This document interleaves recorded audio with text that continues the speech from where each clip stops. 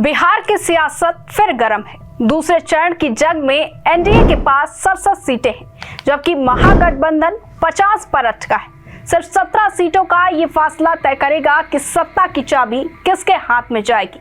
दलित और मुस्लिम वोटर इस बार game changer है। 18% दलित और सीमांचल की सीटों पर मुसलमान मतदाता, दोनों की नजरें अब किंग मेकर पर। वीआईपी अब महागठबंधन के साथ है। चिराग पासवान एनडीए को चमकाने में जुटे हैं और सबकी सांसें थमी हैं। पटना में नहीं, दिल्ली तक। कह सकते हैं इस बार के नतीजे चौंकाने से ज्यादा चुप कराने वाले होंगे। नमस्कार, आप देख रहे हैं न्यूज़ 7 हिंदी और मैं आपके साथ अनवंशिका। 2020 के आधार पर पहले चरण में महागठबंधन को एनडीए पर सिर्फ 2 सीटों की बढ़त थी। अब दूसरे चरण के होने वाले चुनाव में एनडीए के पास 67 सीटें हैं, जबकि महागठबंधन के पास 50 सीटें ही हैं। अगर 2025 की लड़ाई में महागठबंधन को बने रहना है तो उसे 17 सीटों के अंतर को पाट कर अच्छा प्रदर्शन करना होगा। अगर महागठबंधन 17 सीटों की कमी की भरपाई नहीं कर सका तो तय मान के चलिए कि एनडीए बाजी मार जाएगा। सिक्के का दूसरा पहलू यह भी है कि अगर एनडीए को अपना सत्ता बरकरार रखनी है तो पहले चरण के मोमेंटम को दूसरे चरण में भी कायम रखना होगा। इस चरण में सबकी निगाहें दलित और मुसलमान मतदाताओं पर है। जनादेश की चाबी 18% दलित मतदाताओं के हाथ में है, जिनकी 100 सीटों पर परिणाम का पलड़ा इधर से उधर झुकाने की ताकत है। इसके अलावा इसी चरण में सीमांचल समेत 3 दर्जन सीटों पर प्रभावशाली उपस्थिति रखने वाले मुसलमान समुदाय के भविष्य की राजनीति के संकेत भी छुपे हैं। बीते चुनाव के मुकाबले इस बार की परिस्थिति थोड़ी अलग है। पिछले बार राजद का साथ देने वाली वीआईपी अब महागठबंधन के साथ है, तो अपने दम पर चुनाव लड़ने वाले चिराग इस बार एनडीए को रोशन करने में जुटे हैं। विपक्षी महागठबंधन के इतर एआईएम के बाद जनसुराज पार्टी भी खुद को मुसलमानों का रहनुमा साबित करने के लिए एड़ी चोटी का जोर लगा रही है। तब कांटे की टक्कर में राजद विपक्षी महागठबंधन से 17 सीटें अधिक जीतकर हाफते कांपते बहुमत की जादुई आंकड़े को छूने में कायम रहा था। अगर एनडीए को बेहतर प्रदर्शन करना है तो उसे अपने कमजोर पक्ष को ठीक करना होगा। एनडीए का कमजोर पक्ष है रोहतास और कैमूर की 11 सीटें, साथ ही मगध क्षेत्र की 26 सीटें। पिछले चुनाव में एनडीए को रोहतास और कैमूर में एक भी सीट नहीं मिली थी। राजद और कांग्रेस के विधायकों के एनडीए में आने के बाद स्थिति कुछ बदली है।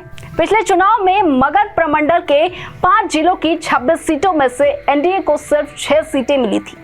20 पर महागठबंधन ने कब्जा जमाया था। वहीं अगर 2025 में एनडीए को सत्ता सुनिश्चित करना है तो रोहतास, कैमूर और मगध में महागठबंधन के किले को ढहाना होगा। एक दिन के घर घर जनसंपर्क से चुनाव में बहुत कुछ बदल जाता है। यही बात महागठबंधन पर लागू होती है। पिछले चुनाव में दरभंगा जिले की 10 विधानसभा सीटों में से 8 पर एनडीए को जीत मिली थी। महागठबंधन को सिर्फ 2 सीटों पर संतोष करना पड़ा था। यहाँ ध्यान देने वाली बात यह है कि दरभंगा जिले में मुस्लिम वोटरों की अच्छी खासी आबादी है। इसके बावजूद महागठबंधन के 4 मुस्लिम उम्मीदवार इस चुनाव में हार गए थे।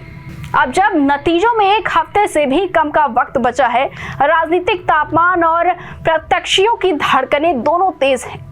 पूर्वी और पश्चिमी चंपारण, गया, मधुबनी, सीतामढ़ी और रोहतास, भागलपुर, कटिहार और पूर्णिया जैसे बड़े नाम शामिल हैं।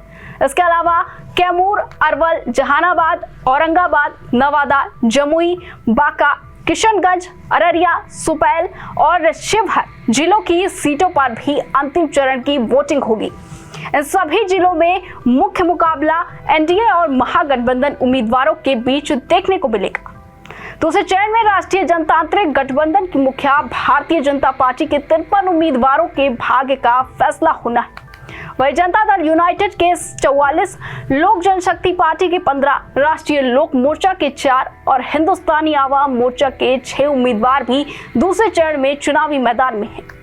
विरोधी खेमे से महागठबंधन के बिहार में सबसे बड़ी साझेदार आरजेडी 72, कांग्रेस 37, विकासशील इंसान पार्टी मायने वीआईपी 10 सीटों और अन्य सहयोगी दल 5 सीटों पर चुनाव लड़ रहे हैं। महागठबंधन के लिए आरजेडी और कांग्रेस की कोशिश होगी कि वो सत्ता में वापसी के संकेत दिखाएं। महागठबंधन के पास इन सीटों पर 2020 में 66 में से 50 सीटें थी, जबकि बीजेपी के 42 सीटें, जेडीयू ने 20 और जीतन राम मांझी की पार्टी ने 4 सीटें जीती थी। इस चरण में एनडीए की चुनौती सबसे बड़ी है, खासकर बीजेपी पर अपनी सीटों को बचाने का दबाव है।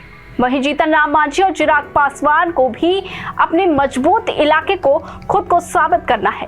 खैर, आंकड़े की बाजीगरी में भले एनडीए मजबूत पिलर दिखे, मगर महागठबंधन ने जमीन पर जो मजबूत पकड़ बनाई है, उससे हवा उसकी भी कम नहीं है।